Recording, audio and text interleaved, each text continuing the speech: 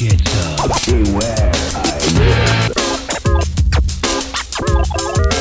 IGN Game Scoop. What's up, everybody? Welcome to IGN Game Scoop. I'm your host, Damon Hatfield. This is Colin Moriarty. That's Scott Lowe. I thought you might say hello or something. I didn't know. That was just why I was saying. But that's Scott Lowe. You don't have to say anything. Or you can. And that's Brian McCaffrey. Hello. It seems like the first next-generation console will be announced on February 20th. Yes. Sony, I thought the Wii U came out already. Just kidding. I'm kidding, folks. Sony sent out a save the date yesterday for February 20th. There's an event happening in New York City. They're getting married. Yes, Sony is getting married. Yeah, so Microsoft. Sony says we'll be able to see the future. We reached out for comment. Sony said this event is about the future of the PlayStation business. Yeah, strange little thing to say, but okay. So we think they're going to announce the next PlayStation. New Vita color? Yeah. I hope it's something like that. I hope it's the new. It really is not actually the PS4. No, I just think it would be just ridiculous. It would be the biggest disappointment of all time. So yesterday, like 3 or 4 in the afternoon, on Twitter, on Facebook, on PlayStation Blog, etc., they sent out this blast about the future. It leads you to this website with a kind of a cryptic video showing off the face button logos. And then at the same time, we got emails. Some of us got emails all around the industry to sign up. It's not even a save the date. It's like you have to submit your credentials and sign up. And so, February 20th in New York City. I'll be there with Greg. Scott will be there. I think Keza from the UK is also coming over. It's too bad. I would love to go to get the perspective. I'd love to have you. Maybe I'll be invited. Maybe we might be able to arrange that. It's exciting because this must be it. This must be it. I mean, you have to assume that this is it. So what happened to letting Microsoft go first? Didn't they just say recently that they head fake? I mean, it has to be like just them head faking. Colin and I were talking about this earlier. Like, there's no way that they could be that reactionary. There's no way you could just put together like a massive event in a coordinated media campaign at the last minute just because your competitor announced their dates. So and if you do, you're coming from a really bad place. Yeah, it's a recipe for failure and disaster. So these dates are obviously set in stone by now. So I think Colin's absolutely right. It was a head fake. Or maybe they had information that Microsoft was going to do it sooner and they just couldn't wait. Who knows? But I think that was a total head fake. So they put out this teaser video. It's like 44 seconds long, I think. Someone in the office made the observation, I forget who it was, but they were like, well, they should have put that during the Super Bowl this weekend, right? Maybe they didn't want to spend the money, quite frankly. So $4 million for an ad during the money Super Bowl is an this issue year. for Sony. Yeah, I mean, another good point, too, is that the God of War ad that we wrote about that they were teasing, the live-action one, is being shown during the Super Bowl on the internet only, so if they're not What? it's like... It's not really a Super Bowl No, it's commercial. like during CBS's post-game stream online. It's something like that, so... so it doesn't seem like they're loath to spend money. But it would have been cool. But at the same time, they're not ready to show anything yet. This is to get nerds like us excited. Yeah, I don't think anyone. Well, I wouldn't say anyone, but I don't think a lot of people watching the Super Bowl are going to walk away from that ad being super stoked. They probably wouldn't even know what it means. Yeah. They probably think it's just a commercial, a general PlayStation commercial. Although there's the ultimate counter move from Microsoft is, we have a Super Bowl ad. We're would be teasing really our good. Xbox on the Super Bowl. I mean, the thing about the Super Bowl is the signal to noise ratio is so high. You've got so much noise happening all at once. Everyone's teasing their new movie or new game or whatever. Why not do it on your own and make your own splash? And regardless of Sony's overall global financial dire straits that they're in right now, if they talk about the PlayStation, people will stop and listen from all walks of the industry. It's one of those things you can't help but get a ton of attention regardless of what you do or what venue you do it on. Is it going to be called the PlayStation 4? I think it will be. I mean, my guess for a very long time was that it would be called PlayStation. But what indicates that it'll be called PlayStation 4, I think, is actually the Quantic Dream story from last week.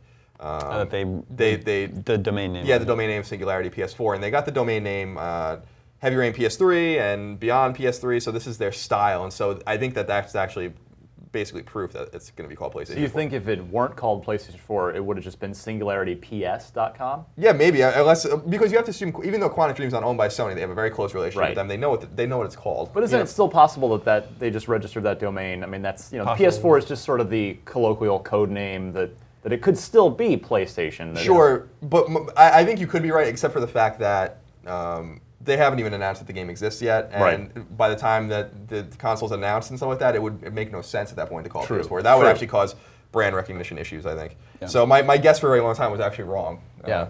I don't know. I think there's, it could go either way. Like Ryan said, like there is, for like web search nerditry, like here, like if it's probably the most searched term is like PlayStation 4. Like people aren't probably searching for Orbis or like even for like the first year of the console, like what it's actually called. A lot of people will still be searching for PlayStation 4.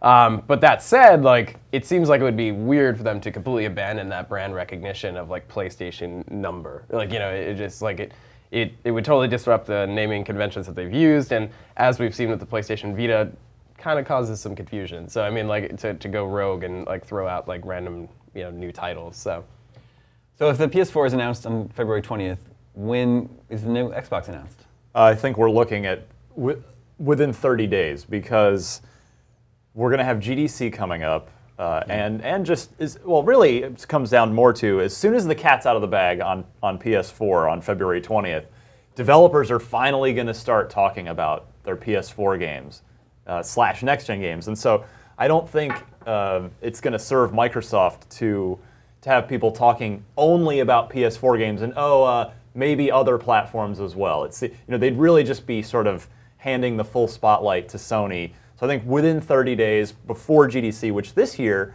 is actually a little later than it usually is, it's at the very, very end of March. So I think within that 30-day time frame between February 20th and March 26th, I believe it is for GDC, probably mid-March if I had to put a guess on it. Yeah, getting into some like tech nerd stuff, like let's do it.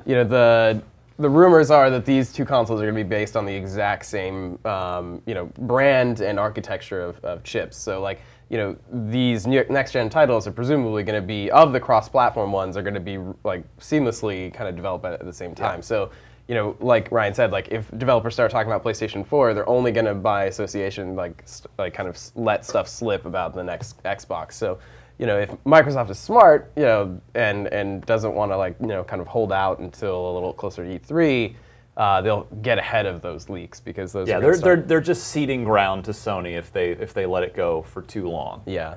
So if they have such similar architecture, will that avoid the problems that we saw this generation, where a lot of times developers had a harder time developing for PS3, right? Yeah, I mean, like the cell architecture was proprietary. It was very difficult for developers to port their stuff over, and is just technologically really difficult just to understand from a developer perspective in general. So, by unifying it and standardizing it between the two platforms, and even by extension the Wii U, which uses the same graphics technology, or at least the same brand and category. They'll make it like basically you can have games scaled down to pretty much any of the consoles with varying degrees of. That'll make developers really happy because that'll help with streamline development costs. They don't have to have a separate PS3 team that's like, all right, now we have to figure out how to get our Madden engine to work on Cell. It'll just be all one thing. Well, and it almost seems like the console industry had like a concerted effort because like they realized that platforms like iOS and Android are really kind of taking up a huge part of the gaming market now. They're like slowly but surely kind of coming up and is really regarded as the big threat to consoles. By making it easier and cheaper for developers to do it, they ensure to some degree that more developers will be inclined to develop for all the platforms and thus help the entire industry. We're one step closer to the singular Sony soft console. Yeah, maybe in another 8 years. Yeah, no Nintendo though. They're out. I just was trying to come up with what the name would be if you added Nintendo to it, but I couldn't. So we're hearing lots of rumors now about the console. One of the biggest ones is about the new controller. So we're hearing that they might sort of scrap the DualShock design. Yeah, I mean, I think it was Edge had the rumor about the controller will somewhat be the same, but they're removing like the middle part of it where the PlayStation button is and the start and select to put like some sort of screen there. Like a touchpad. Yeah, right? like, Not a touch screen, a touchpad. Which is strange. There was word about the share button and all these things. It seems like they want to make it somewhat ubiquitous with social networking and stuff like that, allowing people to share their videos. It's actually great marketing for them if you're able to just share anything you do. It could be bad marketing too, I guess, if the game is bad. So we're hearing things. I think they'd be foolish to abandon the form factor of the DualShock completely because people that play PlayStation like it, and it's been the same since 1994, and really the same in terms of DualShock since 98, 99. So I think that they'd be foolish to abandon that now. That's kind of like their calling card. But they could do something don't to fix it. Yeah, they could do something to it. I understand people like the Xbox controller sticks and the triggers and stuff like that. They could mess with those things, but I would expect it to look 90% the same if I was a betting man. Well, I really like the idea of the share button. So rumors that we're hearing are that the system might just always be recording the last 15 minutes of activity, and that with a button that you can share that online. Makes total sense. YouTube came up during this generation of games. The Let's Play video is, a very popular, thing that people do and watch. So even on IGN. Yeah, totally. So just that would just make it easier than ever for people to share their gameplay videos. Yeah, online. I mean, you look at some of what Sony's been doing, like Gaikai. They acquired Gaikai, the streaming cloud service. Which is a lot like OnLive. It never got to that kind of consumer-facing level where you could it's its own branded service that you could go buy a box for. Their whole angle from the very beginning was to support other devices. So they had partnerships with LG or Samsung where they would allow you to play console quality games on your TV using they were basically like a back-end service. So Sony's got them now. We don't know what they're doing with them, and they haven't been able to say So I mean, it's possible that kind of cloud. Video recording and stuff could be a factor in terms of Gaikai, but also you could look at stuff the rumors that Steam or Valve is producing a kind of a wireless streaming option where you can access your games from in your living room, where it's kind of this cloud-based thing, or even kind of local streaming.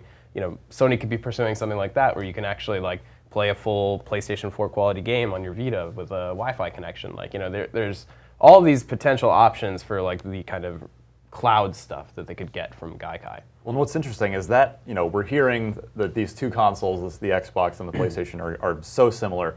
Even this share button functionality, while we haven't heard anything to that exact effect with the next Xbox, recording the last 15 minutes of what you're doing on PS4, that's DVR functionality, and we've heard a lot about Microsoft maybe doing DVR-like things.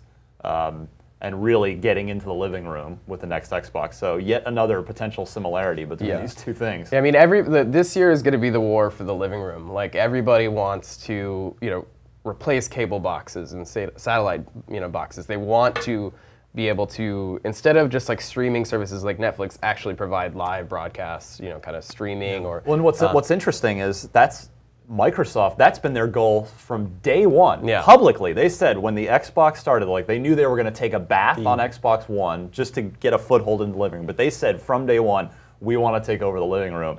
And the Xbox One was the foot in the door. The 360 has been largely successful, and they've dabbled in that with Sky over in the UK. It sort of is kind of a cable box in parts of Europe. And now, the next Xbox could be the finale. And the PlayStation 3 in Japan has the DVR adapter. It's called Nasne or something. Yeah. And the program is called Torn, I think, something like that. Yeah. So I think there's issues with cable providers and stuff And they're also testing, I think, this technology. I mean, that's kind of the thing is that with the new announce, you can kind of look back at some of the technology and even look at the Vita and be now you kind of understand more about what they're doing. That maybe they're not, I've been saying this for a long time, that they're not concerned about the Vita because it has something to do with PS4. That they would be much more concerned about this thing tanking, basically, except for the fact that they might give you another reason to buy one and they're just not worried about it, or they're just putting on their good corporate face. But what would that reason be? Well, I think Scott touched on it. I think that if the processing was done on the PlayStation 4 but streamed to over cloud, wirelessly or whatever, access kind of the same files with the Vita, then you could play those games on your Vita. Like the Wii U gamepad, right. Essentially. And to even say that there would be bundles where the Vita came with the PlayStation 4, it just seems like that would make a lot more sense, and that they kind of put this thing out to see how it would do. And that they're just not super concerned about it because they'll give you at least another reason. And snag the money from the early adopters in the process. So I think, I don't know, it's interesting to see what happens. I mean, the other interesting rumor I thought was that it'll be out by the end of the year here and in Japan, but not in Europe. Which is the biggest market for PS3, right? Yeah, PlayStation where is it's most popular. Yeah, it's most popular in Europe and Japan too. But it seems like so they want to get out in their home territory and then in the biggest market. And that opens the door for Microsoft, if they can get a full global launch this holiday, to maybe gain some lost ground back in Europe. Yeah, I agree. It would be strange. I mean, Wii U did the same thing, I think, with their staggered launch. To me, it says that they're going to have supply problems, not necessarily in getting these systems made, but that they anticipate that the system might actually be really popular. And obviously, they want to get it out in Japan first. The United States is the biggest could-be market for them. So it would be cool to get it out globally, but I thought that was the most interesting rumor I read, was that they're not planning a global release. Like letting Microsoft go first with the Xbox 360 was a disaster for Sony and the PS3. They had a year head start, and then they totally botched their own launch. It was way overpriced. And the bravado was... You're not going to see that kind of bravado from them again. Well, that's the thing. The success of the 360, looking back on it, was really as much about Sony's effing up as it was about what Microsoft did right. Sure. I think Microsoft got lucky. Yeah, and to the point about supply and like production, I think these systems are going to be more powerful like than anything we've seen before, obviously. But like I think that in terms of like contextually, like you look back at like the Xbox 360 and the PlayStation 3, like they were more powerful than the previous consoles, but within the global market of like PC stuff, like it was like obviously really like low end hardware. I think these systems are going to be a much more kind of mid-range to like upper range in terms of performance. So these are going to be really expensive consoles to produce, and it's their volume is going to be impacted by how complex they are. So I think that the supply is definitely going to be an issue, not just because of demand, but because of just the complexity of the device. Well, particularly, I'm sure both Microsoft and Sony are going to be pushing to the very last second before they lock in their hardware and actually start manufacturing. So that could certainly contribute to supply issues as well. And I think the power thing, everyone is against the idea, like no one cares about power, but I think what people are failing to recognize is that power isn't just about graphics and visual fidelity and experience. Like it's about scalability, like long-term evolution. Like they've hit a wall with the Xbox 360 and the PlayStation 3. There's only so much they can do with the hardware that they've developed, but like they've evolved it as widely as they can. The Xbox looks completely different today in terms of the like software experience and the entertainment options that it offers. Like by making it more powerful now and subsequently more expensive, they're allowing themselves to really kind of evolve these things rapidly and extensively over time. Like the PlayStation 4 we see in February and later this year will not be the same device we'll see in 4 years. Yeah, you're right. I mean, the 360 circa November 2005 is in every way, shape, and form, it's almost like a new console now. Yeah. Even the physical design of it. Yeah, it looks totally different. Going back to that possible PS4 controller, if they remove the select and start buttons and the PS button, replace it with a touchpad, what seems weird about that is that that's not a big area. That's like no, it's like very this big. very tiny. That's what I'm saying. Like I think that rumor is strange. Like I believe that they're gonna do something to that controller, but like I said, like I don't think they're gonna. I think they learned from the Boomerang with the PS3 that people didn't want it. That it's weird that what's the Boomerang? The Boomerang Remember? controller. The PlayStation 3 was announced with a totally different controller. Oh, that's right. And it was like outrageous. It was an instant internet meme. I totally forgot about that. It was outrageous. I just very don't. phallic. That is their call. I mean, that controller is their calling card. Like it really is. It is.